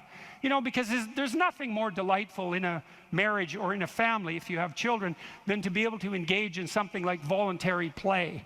And you know, if you could have the world set up the way you would want it to, if you had any sense, wouldn't it be something if mostly what you did was something akin to play? And that's equivalent. Christ in the gospel says, know that unless you become like a little child, you'll never enter the kingdom of heaven. And what does that mean? It means to rediscover that intense immersion in life and that capacity for play that characterized us all as children that we can't maintain because we have to mature, but that we could rediscover as adults if we were sufficiently wise and careful. And so, and then, you know, if you have friends, it's like, well, you tyrannize your friends? Well, then you don't have friends. You're just a bully with henchmen. And as soon as you stumble, they're going to stab you in the back because you surrounded yourself with craven psychopaths. And they're just going to wait for the moment to take you out. That's not a friendship, obviously. And if you're running a business, and those of you who've run businesses who have a clue know this is true, it's like, what happens if you rip off your customers? Well, you can get away with it once or twice, but word gets around in no time flat, and then you're just done and bitter and resentful because your idiot machinations didn't work. But if you engage in fair trade and you're reliable and you deliver what you promised and you're half decently good to your employees and the people that you work for, then they're going to be pleased with you, and they're going to come back and they're going to talk to their friends about how well you did, and you're going to flourish. And none of that's arbitrary. You know, that's all guided by the manifestation of a certain form of attentional priority, right? You go to your customer's house, maybe you're a plumber, and the first thing you do is you listen to their damn problem. And so at least you have enough sense to engage in dialogos, right? You actually want to hear what the problem is, and then you actually want to solve it. And if you do that with some diligence, they're going to be pleased with you because they don't want sewage all over the rug. And so your interests are aligned, and if you offer what you promise, then you're going to evoke positive emotion in them and quell their anxiety, and that's exactly the service that you're offering. And so that means you're acting out the proper story. You're productive and generous and honest, and there's nothing arbitrary about that as a ethos that unites you internally and that also makes it possible for you to exist in a peaceful and productive society.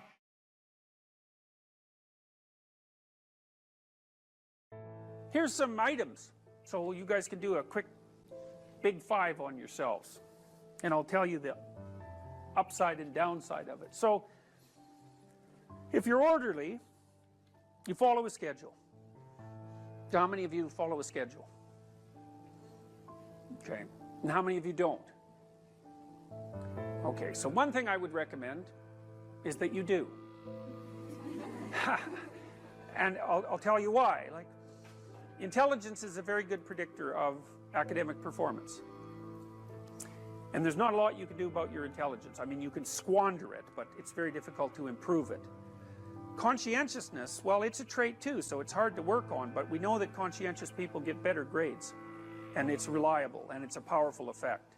And so, if your time use is organized, then the probability that you're going to be successful is very high. So, one of the things you might think about is make friends with a calendar, like Google Calendar or something like that. And I can tell you some tricks about that, because really it is important. Like, and I'm not kidding around about this. If you're low in conscientiousness, it's really going to trip you up as you walk through life. There's not very many advantages to it that I've been able to see. And I'm not assuming that just because you don't follow a schedule, you're low in conscientiousness, but it is one of the items that mark it. The only advantage I've seen so far to being unconscientious is that if you become unemployed, it doesn't bother you as much. And I mean, that actually turns out to matter in some situations. So like, you know, if a big company has to shed 50% of its employees, it's the conscientious people are going to suffer themselves to death for it. And the unconscientious people, they're not going to care anyways, because they weren't working anyway, so it doesn't matter if they have a job or not. So here's one way of thinking about making use of a schedule. Often people are afraid of schedules because they think of them as a trap. You know, you make a schedule and that's like this little prison that you have to live inside, and you know, and all you're doing in your schedule is putting down things you have to do or should do, and so, you know, there's not a lot of fun in that. And so not only is it a trap or a prison, but it's kind of an unpleasant one. But a way to work with the schedule in a lot more sophisticated way is to think, well, I'm going to plan the next week, say, because you plan it day by day, but we'll take the week as the unit level of analysis and think, well, I'd like to plan a week I'd like to have. And then your schedule all of a sudden becomes a tool for increasing the quality of your life. And that's a whole different issue, you know, because you might think, what's the emotion that you suffer, assuming you suffer one of these emotions, if you have an essay that's due and you're not doing it? Like, would you regard that as a pleasant emotion or unpleasant emotion? Okay, so do you think you can characterize the unpleasantness? Like, what kind of emotion is it? It's guilt. Okay, anything else? Frustration? Yeah, so you're sort of frustrated with yourself. Yeah, you need a slap, right? You think, I need a slap. And so, okay, so guilt, anything else? Anxiety? Restlessness? So that's kind of an agitation. Yeah, it's because your body knows you should be doing something, but you know, you're not pointing it in the right direction, so it's shame? Is that reasonable? So, okay, so the reason I was asking you about that is because, you know, most of the negative emotions are associated with neuroticism, but some of them seem to be associated with conscientiousness. And the conscientious negative emotions seem to be guilt and shame, fundamentally. And so recent research, and really recent, I only got this paper like a week ago, I think it's about 4 months old, seem to indicate that conscientious people feel less guilt, but they're more guilt prone. So if they don't do something, that makes them guilty, but they organize their time so they are doing the things they're supposed to do, so then they don't feel guilty. So anyways, back to the schedule. So, all right, you think about your week and you think about your day, and you think, well, how would you improve the quality of a given day or a given week? Well, one of the ways of improving it is to not put yourself into the situation where there are things hanging over your head that you have to feel guilty and ashamed about, because that's a very unpleasant way of being. And, you know, if you have an essay that's due in a week and you're procrastinating, then the fact that you have to do that essay can ruin the whole week. And even when you're doing something that's positive, hypothetically, it's kind of that horrible kind of positive that you experience when you know that you should be doing something else. And so that's when you end up watching YouTube videos about like dancing cats or something like that. You know, and it's at best it's a guilty pleasure. It's not a pleasure at all. You think like, what the hell am I doing watching videos of dancing cats, you know? But then you know that you're procrastinating, and that's low quality, very low quality existence. So if you use your schedule, you can think, okay, well, here's some times that I'm going to do this work. And then you can also sort of ask yourself about that. when you're designing your schedule. Because you don't want to design a schedule like you're Adolf Hitler telling yourself what to do, you know, because you're not going to comply with it then. What you have to do if you're going to design a schedule is you have to ask yourself, all right, I'm going to set aside some time to study over the next week or to do this essay or whatever it is. How much time would I actually spend studying? An hour or two a day might be a worthwhile thing to schedule in, and I would say don't schedule in more than that to begin with, because then you'll fail and then you'll stop using the schedule. And so the other thing you want to do is you want to schedule in things that you want to do, and then you want to look at the day or the week and you want to think, hey, that's a week I'd like to have. If I had a week like that, it would be good. You know, I'd be caught up so that all that negative emotion doesn't have to accrue. And I would have done a bunch of things that I'm interested in doing, and at the end of the week I'd be in better shape than I was at the beginning. And if you treat a schedule like that, so that what you're using it is to design the days and weeks that you want to have, instead of using it as this little, you know, jail that you have to put yourself in that you're not going to do anyways, then you can learn to use them. And that's one thing you can do to make yourself more industrious, more conscientious. Follow a schedule. I've told people to learn to use a schedule, and people often hate schedules because they act as their own tyrants, right? They say, well, you have to do this unpleasant thing, and then here's another unpleasant thing you have to do, and then you have to do this unpleasant thing, and you do that for about 3 days, and you think, to hell with this, I'm not doing that, you know, and you fall off the wagon.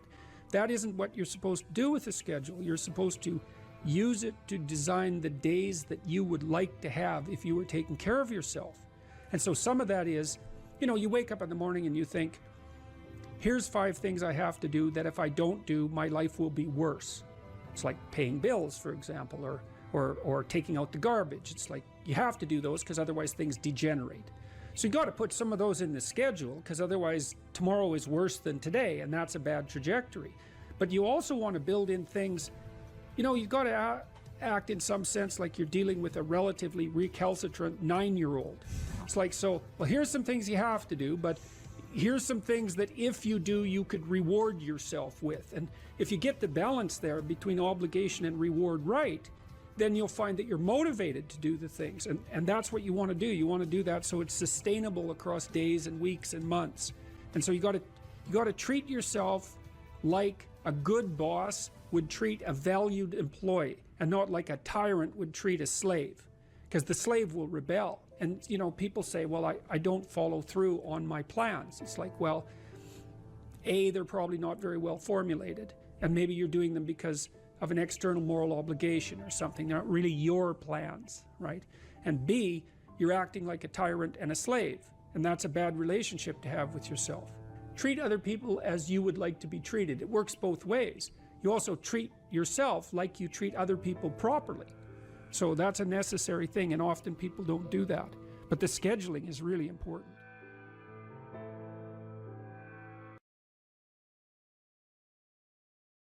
You cite a tired brain, foggy thinking, as the reason to stop answering questions or giving a talk.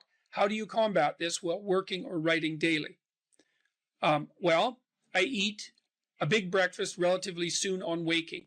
That really helps. If any of you out there are anxious, and many of you no doubt are, there'll be a large number of you who are anxious and don't eat breakfast. There'll be a whole bunch of you out there who think, well, I don't eat breakfast. It isn't necessary. It's like, that's wrong. It's necessary. You fasted all night. If you load yourself cognitively or physiologically in the morning, your brain, stressed, will encourage your body to produce insulin. It will take all the blood sugar out of your blood, and then you're done for the day. And then you'll be anxious. And a lot of the rest of you too, you'll find if you're anxious, try this. It's really, really interesting experiment. The next time you're anxious, go eat something. Eat some protein and fat would be best. You could have cheese and crackers. I'm not a big fan of carbohydrates, but whatever. Eat whatever you're willing to eat, but make it solid. Don't eat a peanut butter, or don't eat a chocolate bar or something sweet. Eat something substantial, a piece of meat, a piece of cheese, some peanut butter, something like that. And then wait 10 minutes and see if you're less anxious. And try that for like 2 weeks. Every time you get anxious, eat something. Because then you can find out if your anxiety is linked to low blood sugar. And it's very likely that it is, especially if you also get irritable and foggy in your thinking.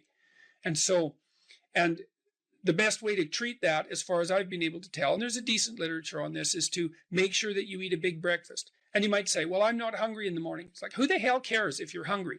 I didn't say enjoy your breakfast. I said eat it. That's not the same thing.